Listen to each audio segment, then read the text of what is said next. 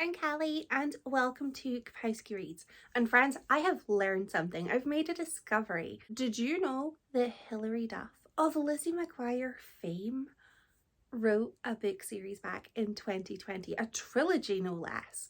Because I didn't know that, and I've only recently learned. I also learned that for a mere £7.83, I could get the trilogy from eBay sent to my house. And let's ignore the fact that one of my books is a hardback and the others are paperback. It's fine. I got what I could. Not only is it a book series, a trilogy, it's a YA Paranormal Romance trilogy. My secret kryptonite. I love a paranormal romance. So I had to read it. I read the trilogy and have I got some thoughts, and I'm going to share them today. I am going to leave some things pretty vague because I don't want to give any spoilers, so this is a spoiler-free review, but I will be passionate because, did I feel many feelings here. I'm just going to go through the books from 1 to 3 and then give like an overall thoughts and feelings at the end. I think that's probably the most succinct way. I've made notes in my very adult unicorn notebook, which has unicorns on the pages because I'm an adult and I buy my own stationery. Okay, book number 1. This is not book number 1. Book number 1, Elixir.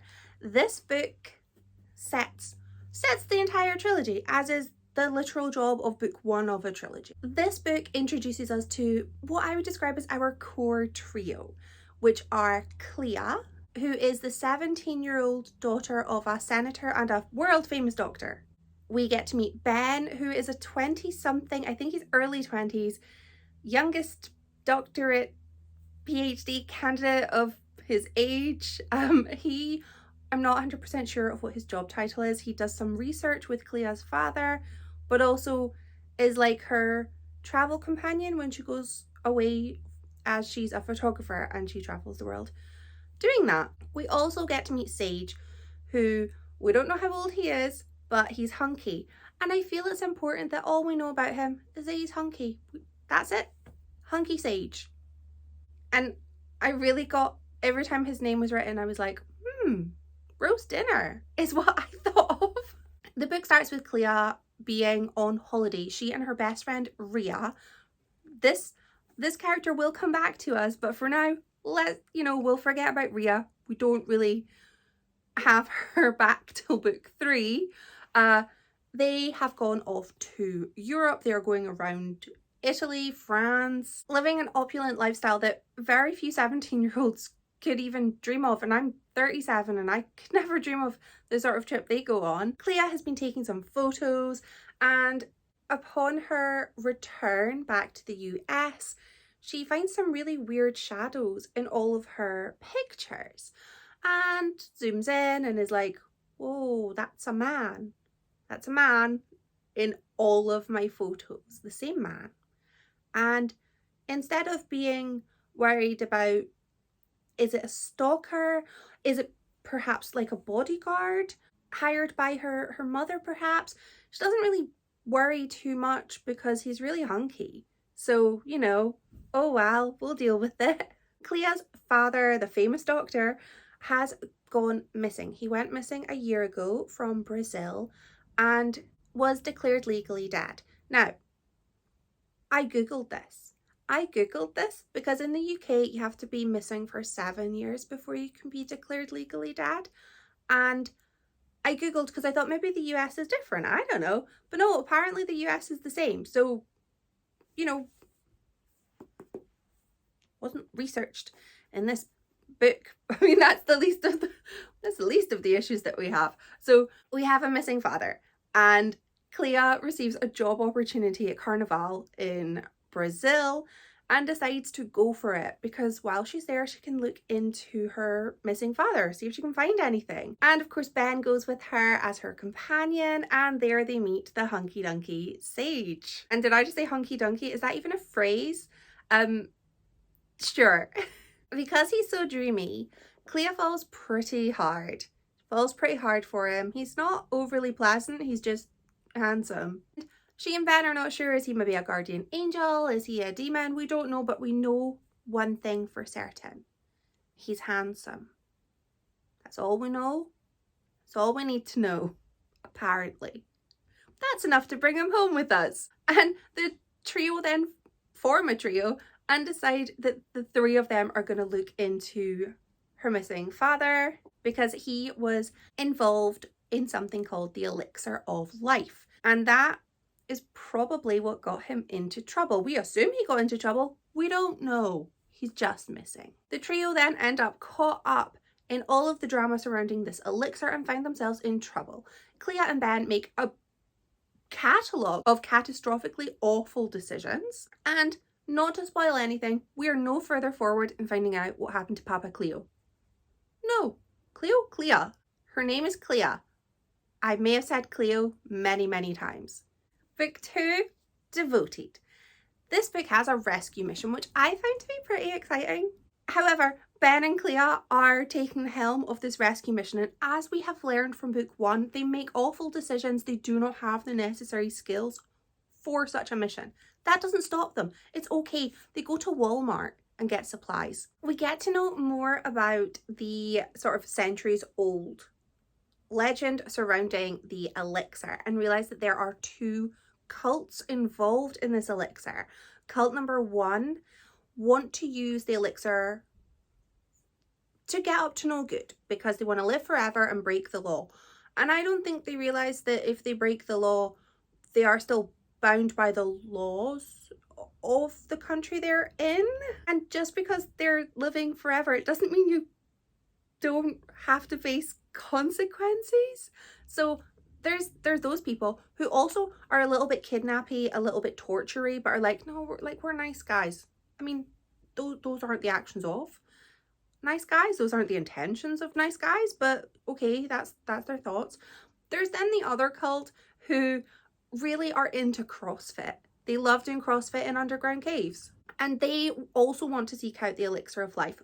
But because they have been cursed, they have a generational curse that means that they all live really short lives, and they want to break that curse and live long happy lives. Not forever, just for the same amount of time as a non-cursed person would live for. As you can see, it's pretty clear what cult we're maybe supposed to be rooting for, and it's not the ones who want to get up to no good and live forever. It's the ones doing box jumps underground. They are our good cult. This book introduced no less than 7 new characters. 7. Lots of characters, lots of names. And 4 of these characters are a family that are really interesting. They have these psychic abilities, and I really enjoyed their sort of narrative when it came in the book. They were interesting, very interesting, and a really nice departure from Ben and Clea and their comedy of stupid decisions. I really enjoyed those. I really enjoyed them. Another character we kind of have to remember is Nico. Nico works in the stables at Clea's house because she has stables, and he is, wait for it, he's handsome. He's handsome. And he wears Wrangler jeans and is 21. And he's also really nice. And he ends up dating Clea's best friend, Rhea, who still isn't really part of the plot of book 2. This book ended in such an explosive way. This book 2, my favourite of the trilogy. I genuinely was shocked by the ending. I didn't see it coming, and I was actually pretty delighted with the direction that the book went in, because I thought it was going to go a different way, and it didn't. And I was like, oh, Hilary Duff, you shook me. You made me think we were going somewhere, and then you just twisted it all. So very much enjoyed that. But what I didn't enjoy so much was book 3. I don't know if I would say I hated this book, true, but I didn't like it. And it took me 2 or 3 days to finish it. It's only 280 pages. I just didn't want to read it. The other 2 books I finished in a day each. And this is the shortest of the trilogy. And the first third was just catching us up on what had happened in the previous 2 books. I just read them. I didn't need almost 100 pages of catch up. I'd been there, I'd done it, I'd lived it. So that, was a bit infuriating. The main issue in this book involves a soul in a body from whence it did not come, and that body is rejecting the soul. Our super smart decision makers, Ben and Clea, join forces with bestie Rhea. So it's nice to have her back. And they try to find out how they can make a body absorb or accept a new soul. They have a super smart idea. It's super smart, guys. I don't know why you wouldn't think of it.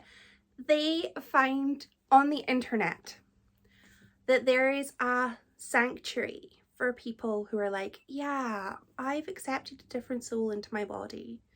And everybody's a bit like, the man who runs the sanctuary is a charlatan, a fraud. None of this is real. And, you know, you could be putting yourself in danger by going there. But they're like, no, we must. So they have the smart idea of sending Clea, who seems to be some sort of minor celebrity in the US. People take photos of her and know who she is, but nobody in the sanctuary recognizes her. And they send her there and she ends up being alone. And it just felt like a really silly decision to make. It felt really dangerous, really just reckless. Where was her mother? Like, her mother was busy being a senator, but like, should this feels like a stupid decision. And it, yep. This was not a satisfying ending to this trilogy. It was not. I have so many unanswered questions, so many plot holes left that were unfilled, and I just found this final book to be infuriating. My overall thoughts of this series is that I love the series. Was it the best series that I have read? No. But could it be a new comfort series for me? I think so, with books 1 and 2. I may change my mind about book 3. I think that had I read this series at the time and then had to wait a year for book 3, I wouldn't have been so just raging about the first third being just a wee catch up, because I might have forgotten. I read a lot of books in a year, so maybe I would have forgotten it. So I will definitely be rereading this series at some point.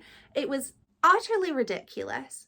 One of the most ridiculous series that I have read from start to finish. And I really enjoyed it.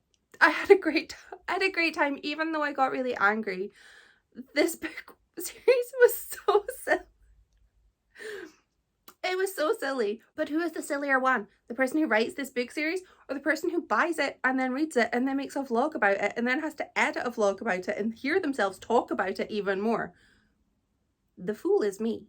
I highly recommend this. It is full of, like I say, plot holes. They just happen to find the answers to their questions really easily. And I've got a lot of questions left about it, but I highly recommend it. It's utterly ridiculous. I don't know. I've read it. It's so silly. So yeah, if you've made it this far, please let me know what the most ridiculous book is that you have read and whether you would read it again. Thank you so much for watching, whatever chaos this ends up being. Thank you so much for watching.